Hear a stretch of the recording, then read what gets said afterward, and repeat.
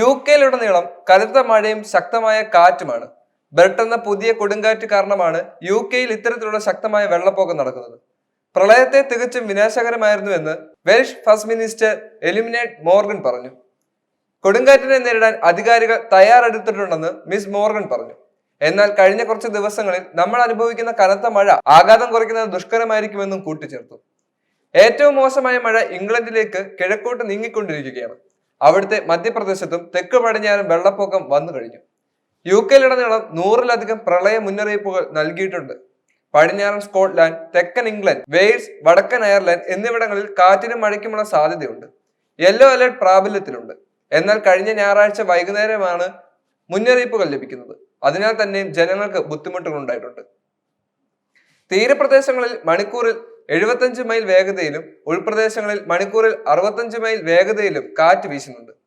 ശനിയാഴ്ച ഉച്ചതിരിഞ്ഞ് കൊടുങ്കാറ്റിൽ കോൺവി കൗണ്ടിയിലെ ടെഫ്രീവിനടുത്തുള്ള കോൺവി നദിയിൽ കാണാതായ ഒരാൾക്ക് വേണ്ടി തിരച്ചിൽ നടത്തുകയും മൃതദേഹം കണ്ടെത്തുകയും ചെയ്തു.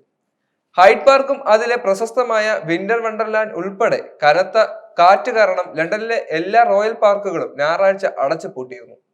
വെള്ളപ്പൊക്കവും ശക്തമായ കാറ്റ് മൂലം മരങ്ങൾ വീണത് കാരണം റോഡുകളിലും റെയിൽവേ ലൈനുകളിലും യാത്രാ തടസ്സം നേരിടുകയും ചെയ്തു. ബെർട്ട് കൊടുങ്കാറ്റിനെ തുടർന്ന് ബ്രിട്ടനിൽ കനത്ത മഴയും മഞ്ഞുവീഴ്ചയും വെള്ളപ്പൊക്കവും വന്നിരുന്നു. കാർഡിഫും വെസ്റ്റ് യോർക്ക്ഷയറും ഉൾപ്പെടെ വെള്ളപ്പൊക്കത്തിൽ മുങ്ങി.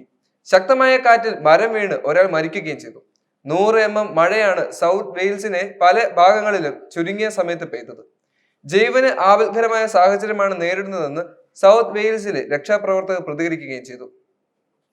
കൊടുങ്കാറ്റിനുള്ള മുന്നറിയിപ്പ് നൽകിയിരുന്നുവെങ്കിലും ബ്രിട്ടനിൽ പലയിടത്തുമുണ്ടായ പേമാരി പ്രതീക്ഷകൾക്ക് അപ്പുറമായിരുന്നു. വലിയ നാശം വിതച്ച് പേമാരി ഇംഗ്ലണ്ടിന്റെ കിഴക്കൻ മേഖലയിലേക്ക് നീങ്ങിക്കൊണ്ടിരിക്കുകയാണ്. 100-ലേറെ വെള്ളപ്പൊക്ക മുന്നറിയിപ്പാണ് ബ്രിട്ടനിലെമ്പാടും നൽകിയിരുന്നത്.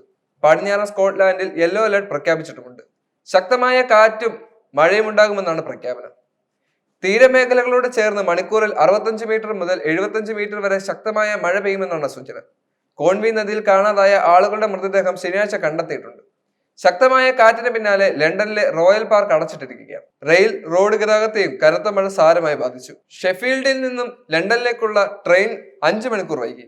തുടർന്നുള്ള ട്രെയിൻ സർവീസ് റദ്ദാക്കുകയും ചെയ്തു. സൗത്ത് വെയിൽസ് ടഫ് നദിക്കര കവിഞ്ഞൊഴുകി. തീരത്തുള്ള വീടുകളിലും വെള്ളം കയറി. വെള്ളിയാഴ്ച കൊടുങ്കാറ്റ് കര തൊടുന്നതിന് പിന്നാലെ മഴക്കെടുതിയിൽ 5 പേരാണ് ഇതിനോടകം ബ്രിട്ടന്റെ വിവിധ ഭാഗങ്ങളിൽ മരിച്ചിട്ടുള്ളത്.